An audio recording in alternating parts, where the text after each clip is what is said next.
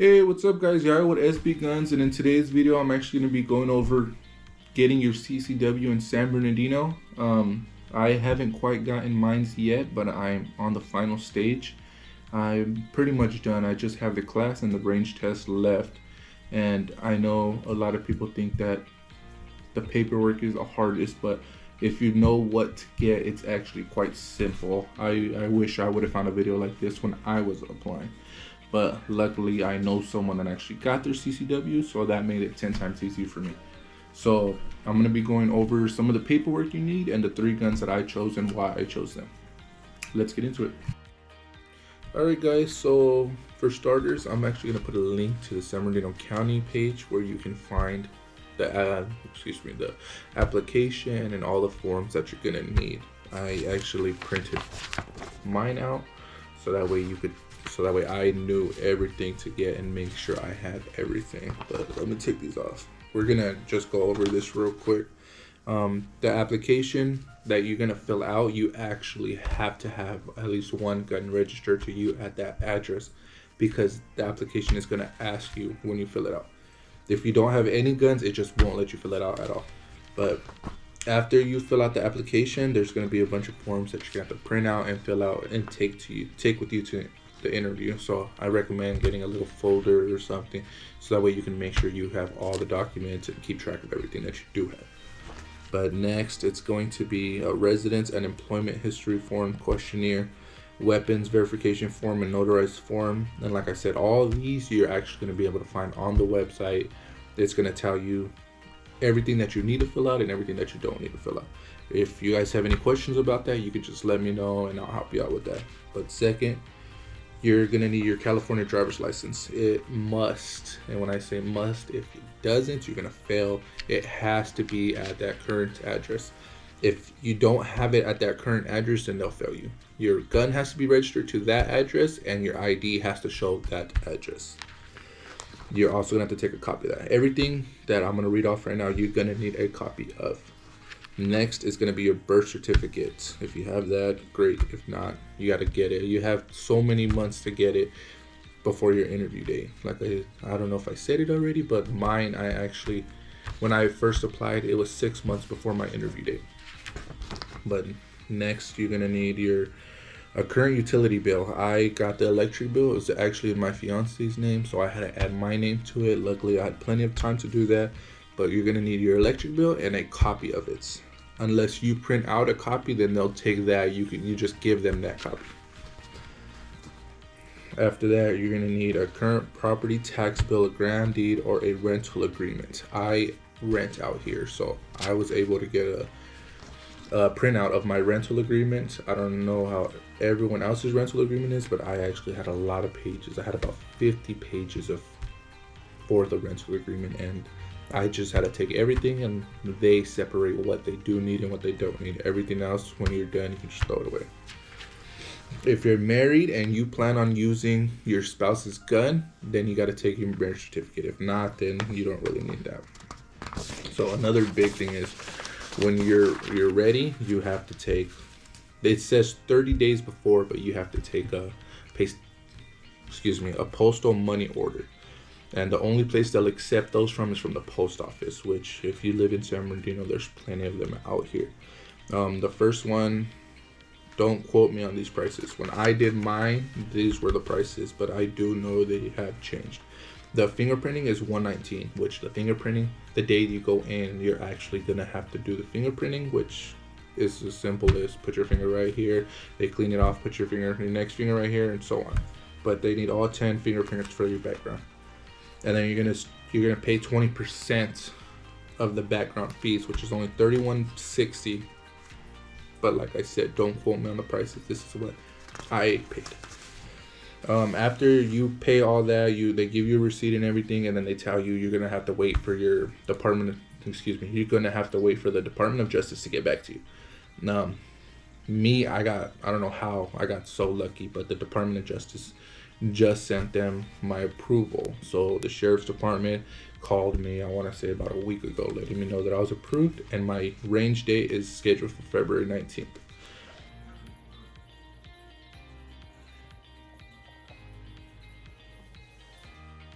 So one thing I did forget to mention is that your utility bill has to be within 30 days of your interview date, and it cannot be past due.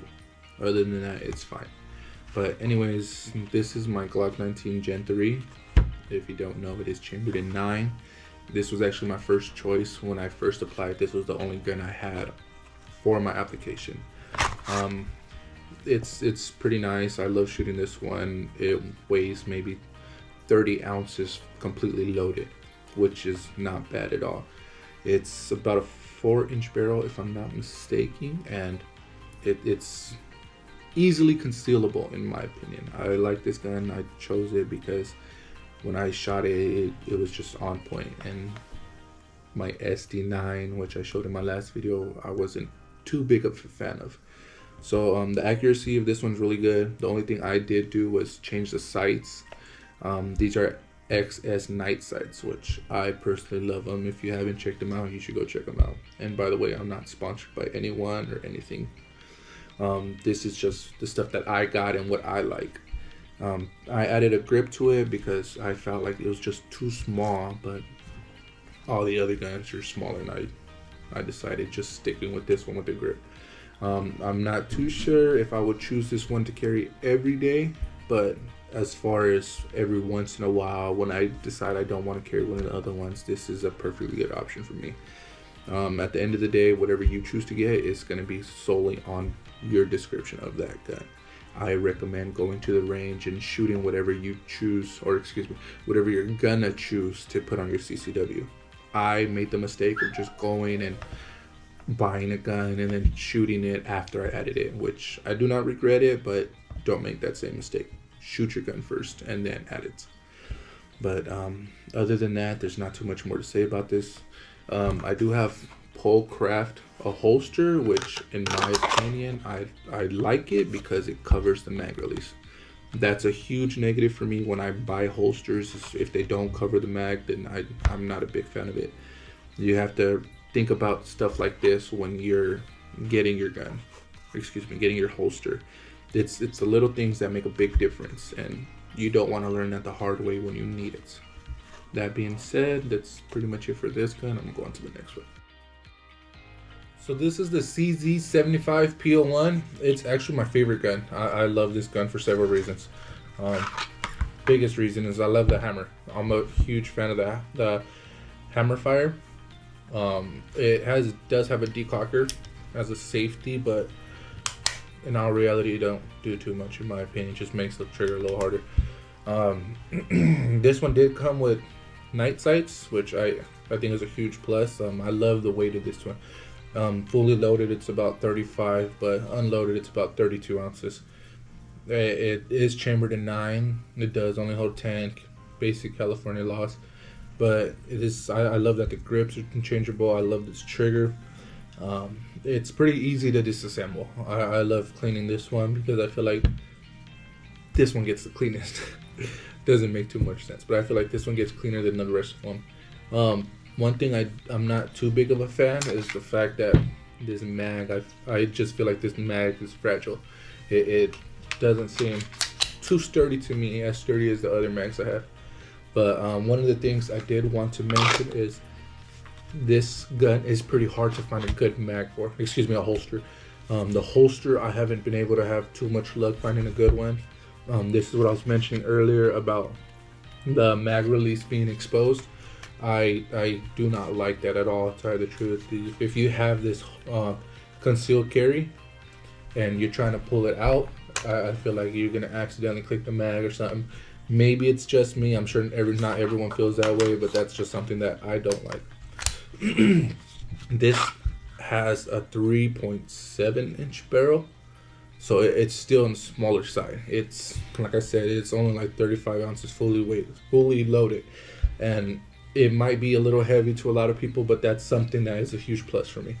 I'm not even gonna lie. I feel like loaded, this is completely balanced out with the weight from the grip to the barrel. It's nice all the way around to me.